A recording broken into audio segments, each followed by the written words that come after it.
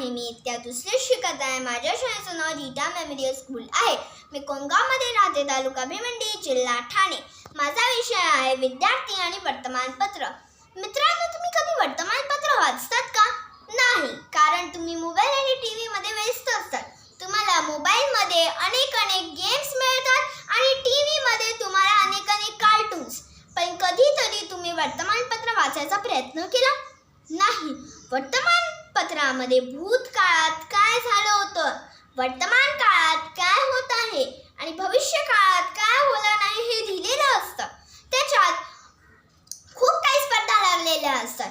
कोणत्या खेळाडूने कोणत्या पदावर जिंकले आहे ते लिहिलेलं असतं. मग मुलांच्या कला असतात त्याच्यात, म्हणजे ड्रॉइंग, पेंटिंग असं पण असतं. तुम्ही जर बघितलं तर ही स्पर्धा पण मला वर्तमानपत्रामधूनच कळली. बघा, वर्तमानपत्र आपल्याला खूप ज्ञान देतं.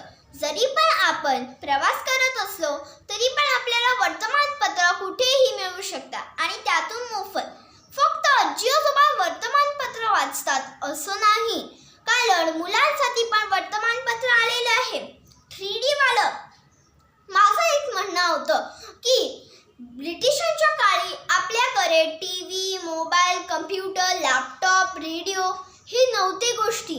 म्हणून आपल्याला ब्रिटिश काय आपल्या टीका करतात हे आपल्याला माहिती नसायचं. म्हणून लोकमान्य टिळकांनी केशरी हा नावाचं वर्तमानपत्र काढलं. मग आता त्याच वर्तमानपत्रामुळे एकेकाळी आपल्याला हे कळलं की ब्रिटिश आपल्याला काय अन्याय करत होते. पण आता बघितलं तर त्याला कोणी वाचतच नाही. आणि माझं एक म्हणणं होतं की तुम्ही कधीतरी वर्तमानपत्र हातात घेऊन वाचायला तर पाहिजेच. कारण लहान मूल जर आपण त्याच्यासमोर वर्तमानपत्र ठेवलं तर ते चित्रांवर हात फिरून ते जाणून घ्यायचा प्रयत्न करतं. तर माझी एकच विनंती आहे कळकळीतून तुम्हाला की तुम्ही एक पान तरी वर्तमानपत्र वाचायलाच पाहिजे. कारण वर्तमानपत्रामध्ये आपल्याला ज्ञान मिळतं. आपल्याला फक्त शाळेत ABCD, अ ब कडे आणि थोडं पुरतं ते ज्ञान.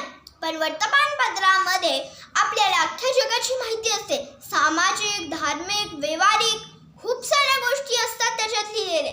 तुम्ही कधी वर्तमानपत्र वाचलं तरी पण तुम्हाला हे कळेल की जगात काय चाललं आहे. म्हणून जेवढ्या आपल्याला बातम्या TV, mobile, computer, laptop, radio त्याच्यावर मिळत नाही, तेवढ्या बातम्या आपल्याला वर्तमानपत्रात मिळतात.